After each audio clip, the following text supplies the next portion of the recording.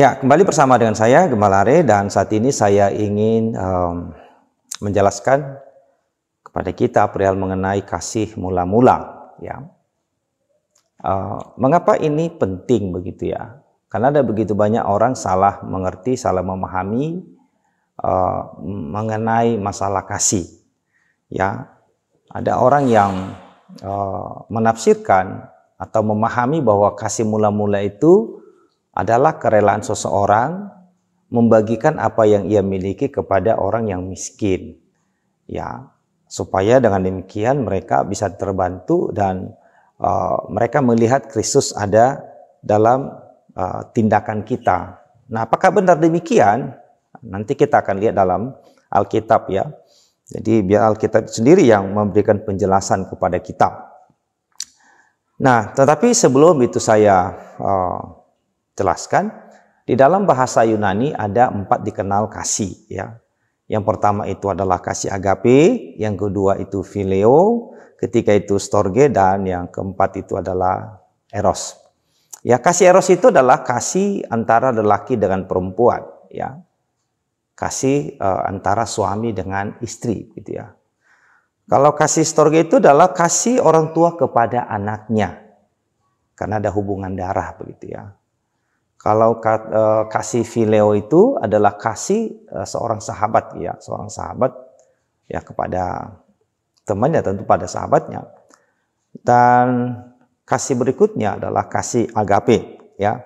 Kasih yang memang disebabkan bukan karena ada hubungan darah, ada hubungan etnis, tidak, tetapi kasih yang memang itu melampaui itu semua. Ya, bukan karena ada cinta secara fisik, ya enggak sama sekali, tetapi kasih yang memang memberi sesuatu hal yang sifatnya ajaib, memberi sesuatu hal yang sifatnya itu abadi begitu ya.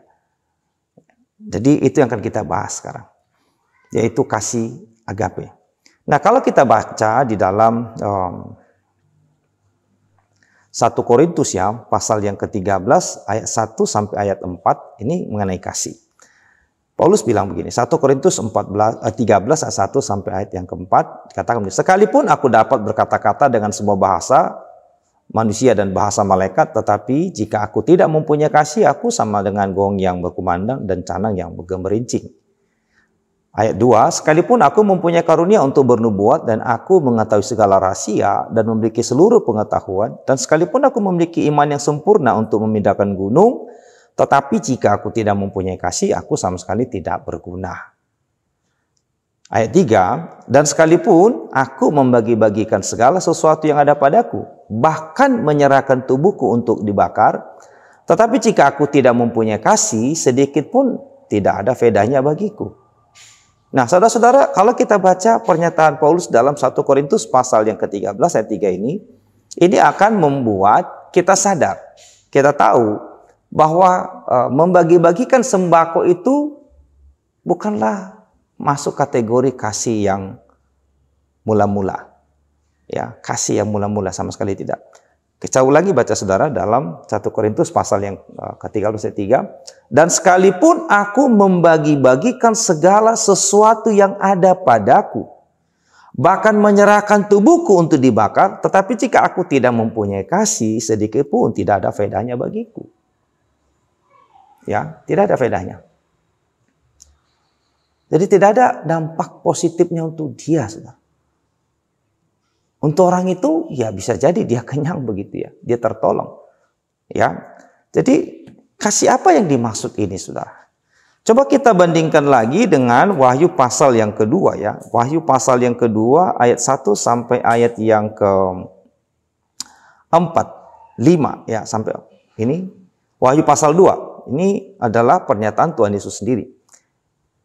Tuliskanlah kepada malaikat jemaat di Efesus, inilah firman dari Dia yang memegang ketujuh bintang itu di tangan kanannya dan berjalan di atas ketujuh kaki dian emas itu. Aku tahu segala pekerjaanmu, baik jerupayamu maupun ketekunanmu. Aku tahu bahwa engkau tidak dapat sabar terhadap orang-orang jahat, bahwa engkau telah mencobai mereka yang menyebut dirinya rasul, tapi sebenarnya tidak demikian, bahwa engkau telah mendapati mereka pendusta. dan engkau tetap sabar dan menderita oleh karena namaku, dan engkau tidak mengenal lelah. Namun, ayat 4 perhatikan. Namun demikian aku mencela engkau karena engkau telah meninggalkan kasihmu yang semula. Kata kasihmu di situ adalah kasih agapen.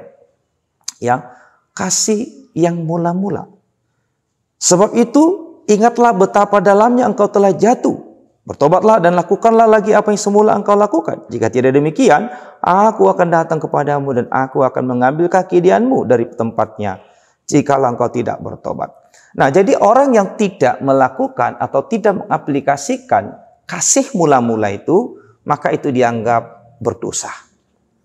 Nah, pertanyaannya saudara, ini kasih mula-mula ini kasih apa? Begitu ya. Bukankah dengan membagi-bagikan sebagian harta yang kita miliki sebagai bentuk kasih?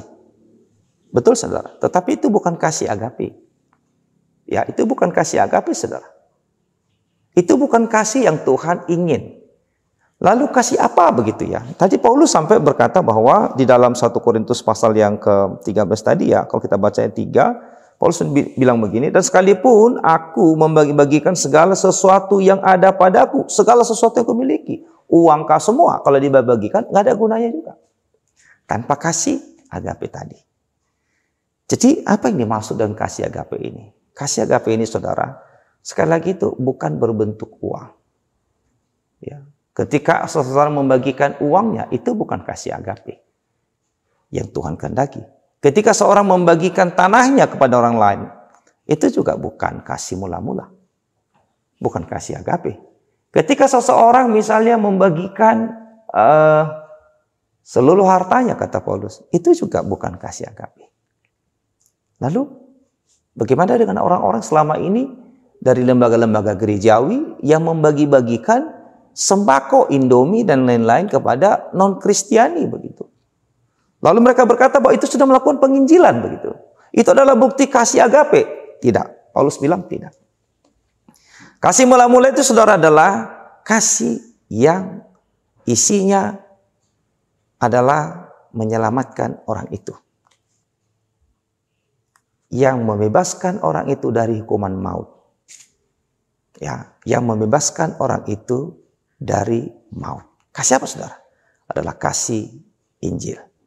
Kasih Kristus. Ya.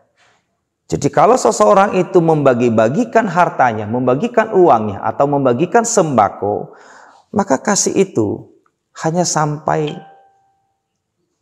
di toilet saudara. Ya, sampai di toilet.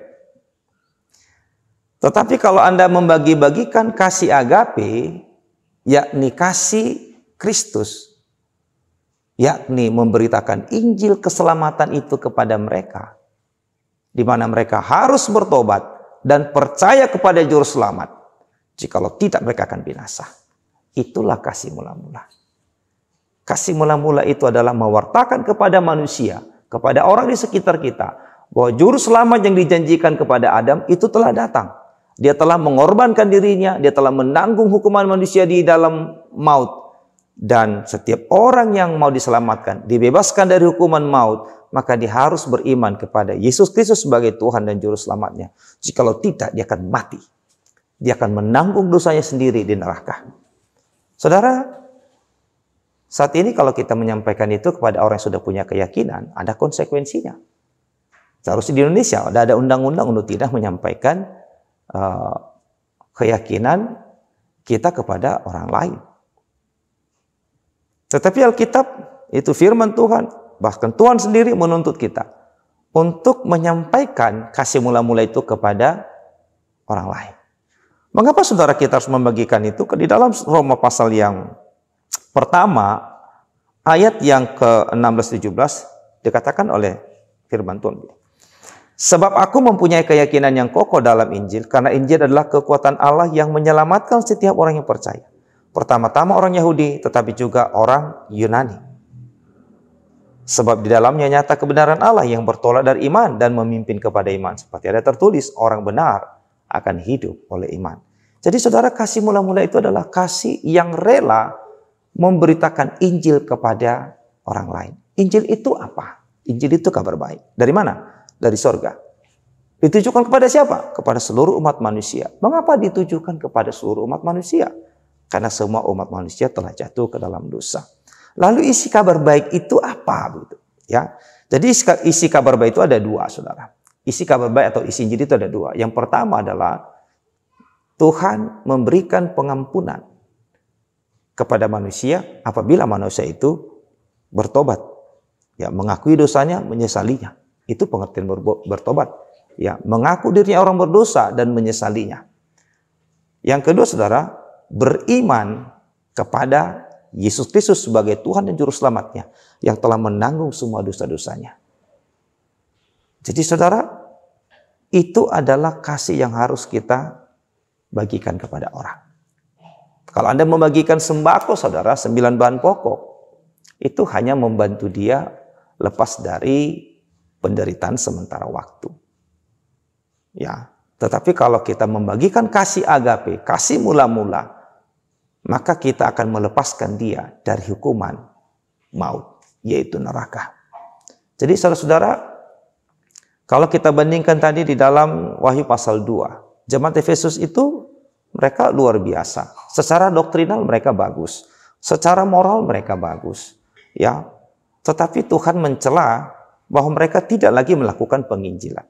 Mereka tidak lagi menyerukan bahwa engkau harus bertobat, engkau harus percaya kepada Yesus Kristus sebagai Tuhan Juru Selamat. Kalau tidak, engkau akan binasa. Tuhan Yesus menyampaikan, pergilah jadikan semua bangsa muridku. Jadi saudara-saudara, Injil itu adalah kasih mula-mula. Bentuk kasih mula-mula. Barang siapa tidak lagi memberitakan Injil, berarti itu dianggap sebuah kesalahan. Dia dianggap menjadi orang yang mengabaikan tugasnya. Atau kemungkinan dia tidak memahami apa itu kasih mula-mula. Orang yang tidak menyampaikan kasih mula-mula, tidak memberitakan Injil, atau tidak menyerukan lagi pertobatan dan beriman kepada Juru Selamat, kemungkinan besar dia itu belum diselamatkan. Tidak ada begitu banyak orang bagi-bagikan sembako, bagi-bagikan makanan, nasi kotak kepada orang-orang di pinggir jalan. Bagus enggak? Bagus, saudara. Ya, itu bagus. Apakah itu bentuk kasih agape? Tidak. Apakah kasih mula-mula? Sama sekali tidak. Kasih mula-mula itu adalah memberitakan Injil. Setiap kita beritakan Injil, berarti kita memberitakan kematian Juru Selamat, pengorbanan Juru Selamat yang menanggung semua dosa kita. Artinya saudara, kita harus menyerukan supaya harus bertobat, menyadari dirinya berdosa dan hukuman dosanya adalah maut. Kalau ia ingin diampuni, maka dia harus bertobat. Dan dia harus beriman kepada Yesus Kristus sebagai Juru Selamatnya supaya dia memperoleh hidup yang kekal. Itulah kasih mula-mula. Tuhan Yesus memberkati.